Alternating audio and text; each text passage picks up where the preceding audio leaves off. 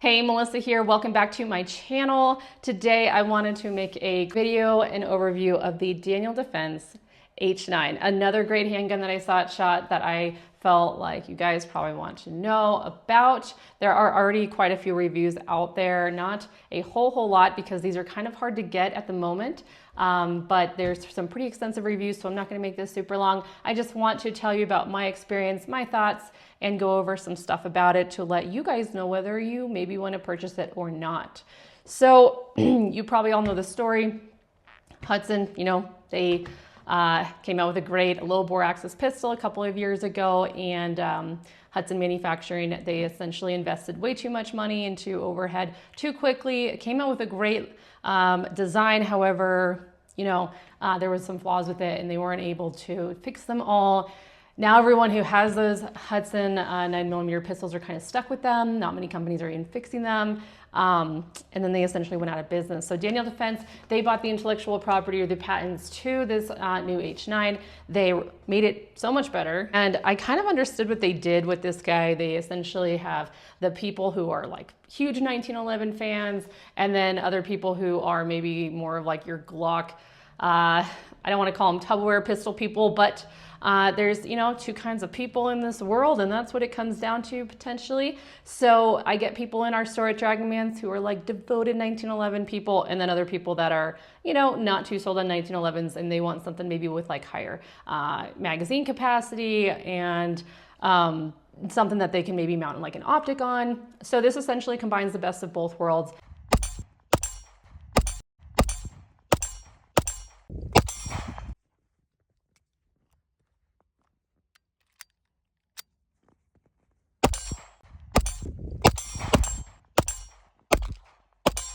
So the takeaway right out of the box, essentially, I like some things and I did not like some things. So first, it comes with 3 mags, which was awesome. They're 15 rounds in capacity, and most guns, especially 1911s, only come with 1 magazine generally. If you're lucky, you'll get 2. If you want to purchase more, they're only $25 on the website, so that was really nice.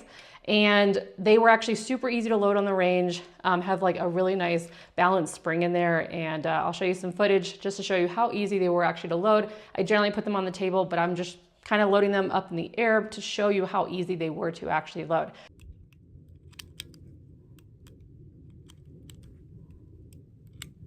I love a magazine that does not kill me when I'm trying to load it, and that spring is actually manageable. The downside takeaway initially from my first impressions was I went to mount a red dot on this gun.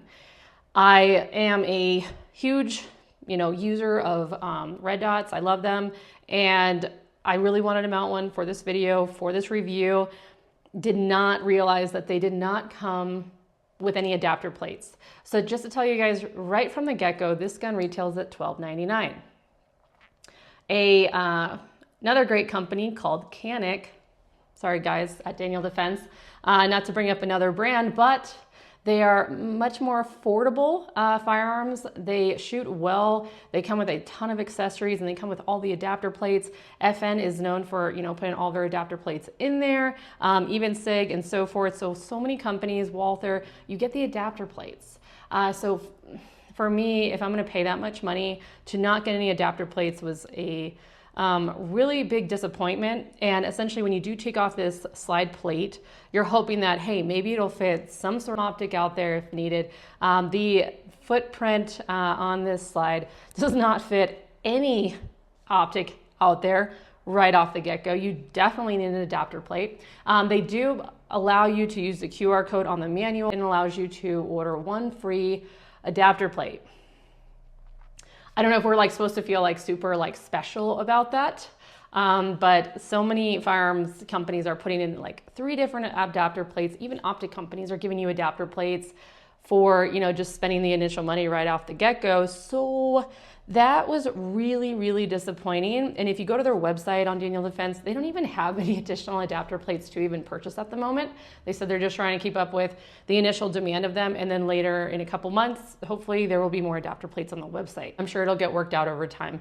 But for right now, I was not able to mount an optic and get that adapter plate soon enough to make this video. So I was stuck using my iron sights, and I'm gonna get into how it shoots and a little issue that I had with the sight alignment and the accuracy of this pistol. So just to give you some kind of features about it, or a quick rundown, it does weigh about 29 ounces. So initially you do get this like really nice, reliable, durable, rugged, reinforced 70-75 grade aluminum, handgun with the body and the slide, and everything feels really nice about it. Feels like it's definitely going to stand the test of time for many years to come. And if there are any issues, as opposed to Hudson, Daniel Defense has much deeper pockets to be able to accommodate any sort of issues that I'm sure will come up with this thing. They did essentially want to target the market that wanted a sort of like small, compact, sort of concealed carry platform, yet also appeal to maybe who also want,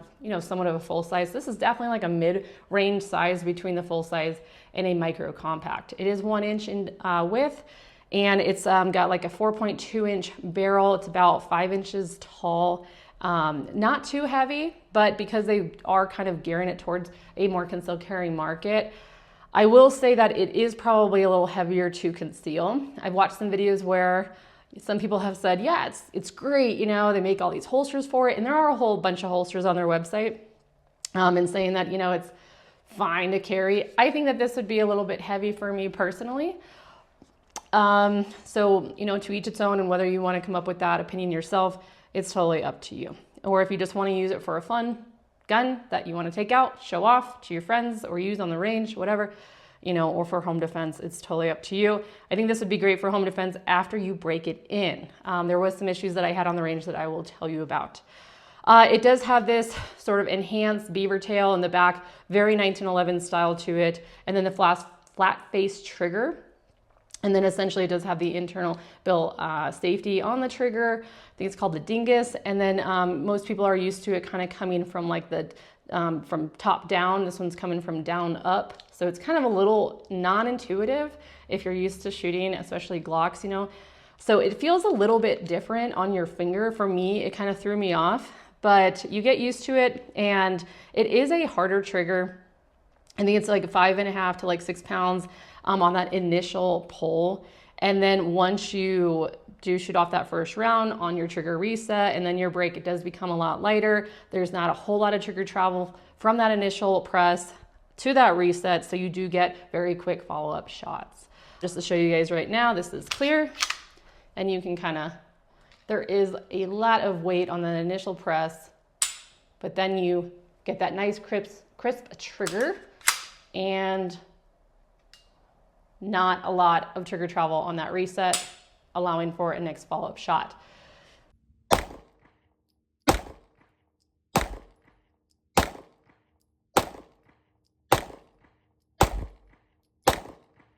So I was able to minimize my recoil a lot, just for that sole reason alone. And then it does have a low bore axis. So for that, I really liked shooting it. It was very enjoyable to shoot. My initial impressions when I first got to the range was like, oh, this is really refreshing. And I really enjoyed shooting it, actually.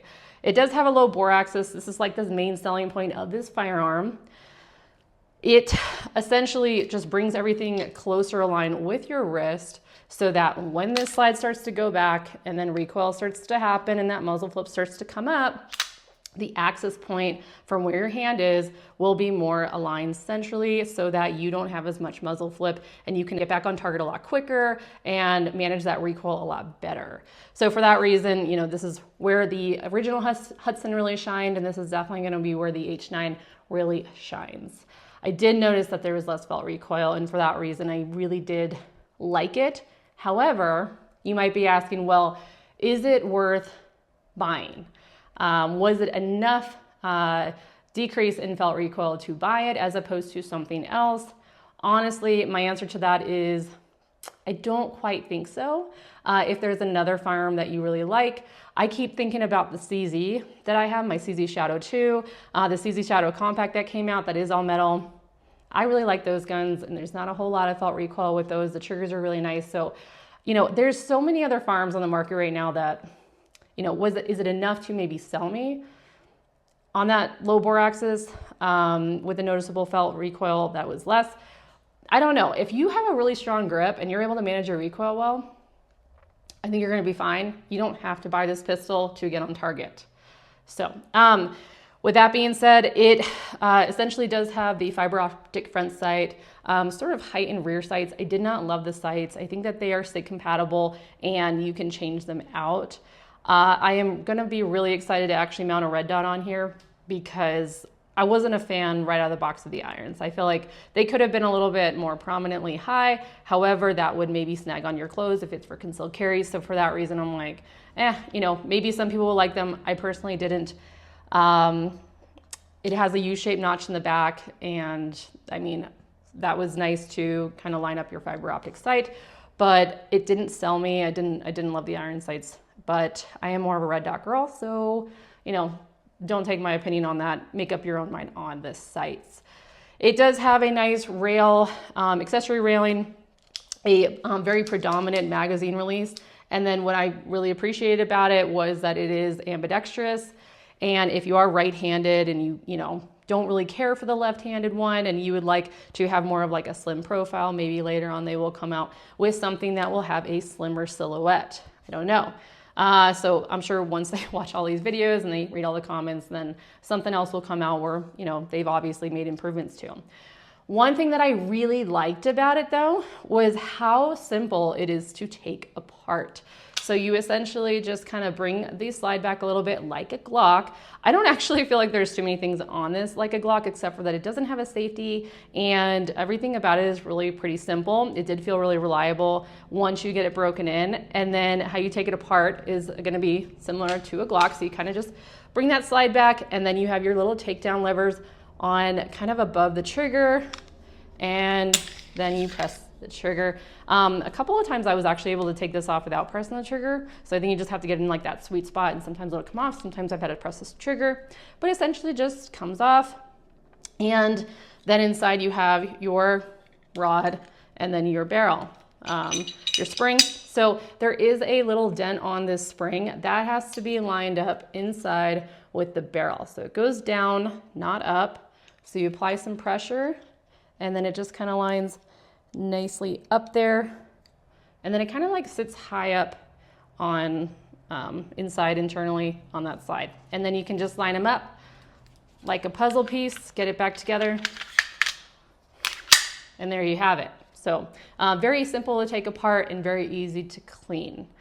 What else about this? The grips are interchangeable. You can take these off and you can put on different grips. As far as the grip goes, and even the trigger guard, so there was kind of an enlarged trigger guard. So if you're wearing gloves, you can probably, you know, get your fingers to fit in there. And then it does have this like high undercut below the trigger guard for you to get like a really high grip angle on that, you know, firearm to essentially manage the recoil, and along with the low bore axis, like all of this comes into play as to why this gun is actually very enjoyable to shoot. All right, now let's get to the shooting aspect of this video and what I experienced on the range. So I did put anywhere from about 600 to 800 rounds through this pistol in the course of like 24 hours. I went to the range in the afternoon and then I was back in the morning to try it again. So first, right off the bat, I did call up Daniel Defense about this, but I shot this firearm from like 8 feet, 12 feet, 15 feet, all up to like 25 yards. They say that it's sighted in at 25. My rounds were not on target. They were actually below the target.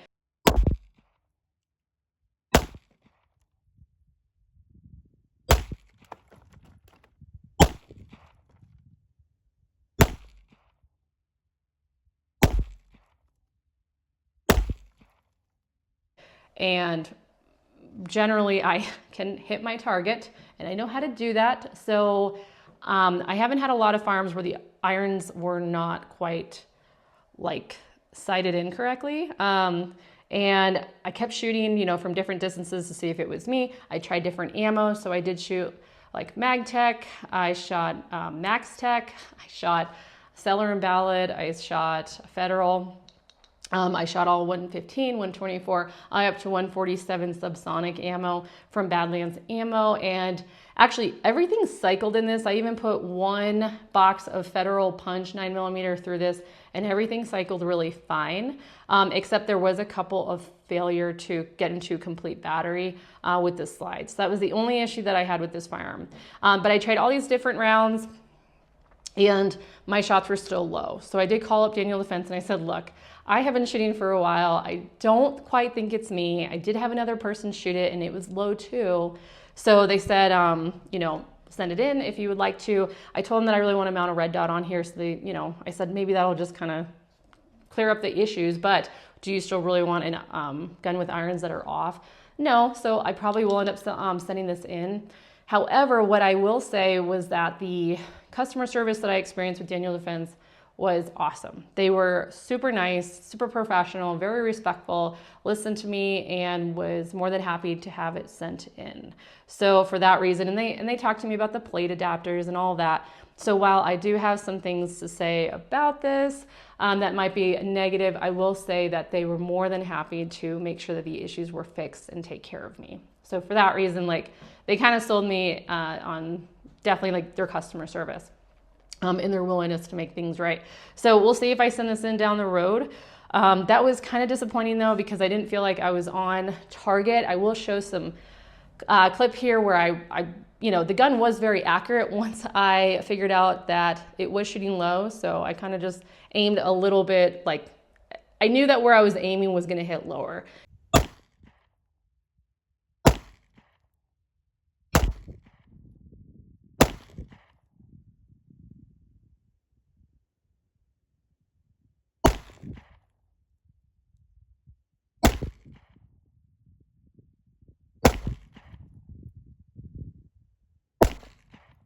But when I did do that, obviously very accurate, and I was able to have really quick follow-up shots. Besides the complete failure to batteries, so a lot of people are saying that that only happened when they just released the slide. I actually found that when I released the slide force reset, then it actually did make it go into battery. So my experience was the opposite. It was only not going into battery when I would kind of do the manual racking and let it go, and then it didn't really seem like it wanted to go forward all the way.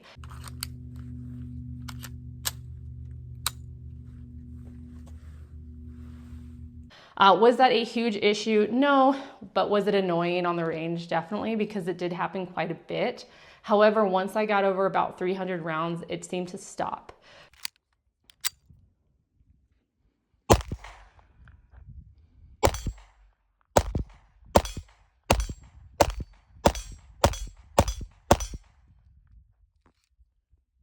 It does shoot really well.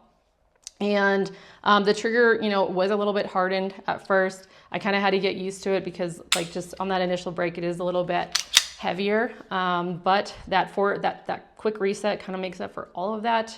And that's really about it. I love the fact that it's reinforced aluminum, like a really strong, sturdy frame. You know, will it be heavy for concealed carry? Maybe they will actually make it smaller and make a micro compact version of this. I think then I would be really interested in it. The reason why I was super excited about the CZ Shadow 2 Compact was because I love my full-size CZ Shadow 2, but now that I have it in like a carry form, was really, really exciting to me that I can even mount an optic on there and everything. So this was a little bit too big for me to conceal carry personally as a female. But if they come out with something smaller, maybe they want to shorten the barrel, maybe they want to shorten the grip. Hopefully they still keep like the same mag capacity. So whatever they do, obviously they're capable of doing amazing things because they were able to actually keep this low bore axis and not have it to be huge and chunky like the original Hudson. So I don't know exactly what they did, but they definitely worked their engineering magic and came out with an awesome design, and in all honesty. And hopefully it just gets better from here moving forward. So the last thing that I'm going to say about this Daniel Defense is, you know, should you buy it? I personally am not sure. at the price point that you're paying. So it's $12.99. And yes, everything is more expensive these days. It's an expensive hobby, but if they're not going to give you like the plate adapters, and you know, now you have to also still buy like the holster and all that. I always think of the Canik. I love the Canik Metas, the SFXs, the SFTs, an amazing shooting firearm. Is this going to be more durable over time as opposed to that polymer? Probably, you know, but is it accurate? Yes. Do they give you all these accessories? Yeah. So like, how can Canik do it? And like Daniel Defense doesn't give you a little more to work with those plate adapters. So that's like the number one thing that I will say about that I was really disappointed about was those plate adapters. And other than that, I mean, honestly, it is a really great option out there. So for Daniel Defense first gun, I think they hit it out of the park, and I can't wait to see what else is to come from them. If you would like to purchase this firearm, and hey, maybe down the line, you know, the price will come down a little bit. So who knows if you want to pay that. I just think there's a whole bunch of guns in this sort of high quality category that are between like the $900 to like $1,400 range, and or even $1,300, $12.99 it goes for. And is this the one that I want to spend the money on? Is the little bit less felt recoil worth it as opposed to maybe something else? Like, I guess you can decide that. Personally, I have so many guns on my wish list that I'm not sure that I would buy this particular firearm. But who knows, you know, you guys out there with, you know, a bunch of, you know, money burning holes through your wallet, like, and you just keep on wanting to buy guns, and this is something that catches your eye, like, you know, by all means. I'm kind of selective with the guns that I like to purchase. So definitely to each its own. I would definitely like to see them put some plate adapters in this and a little bit more accessories or something for the money that you're paying. So that's my whole takeaway from that. But it is a great gun, super, super enjoyable to shoot. And I just wish mine was a little bit more accurate. But if you would like to get this firearm, I am the co-owner and manager at Dragon Man's out here in Colorado Springs, Colorado. And if you're looking for anything optic, firearm, suppressor related, we also handle any sort of NFA transfer stuff for like machine guns and so forth. Come and see me, give us a call, 719-683-2200. We're open Tuesday through Sunday, 9:30 to 4, and I will help you guys track down this Daniel Defense H9 if this is what you really want, or any other firearm out there. So thank you so much for watching. I hope you stay tuned for my next video, and be sure to subscribe to this channel. See ya.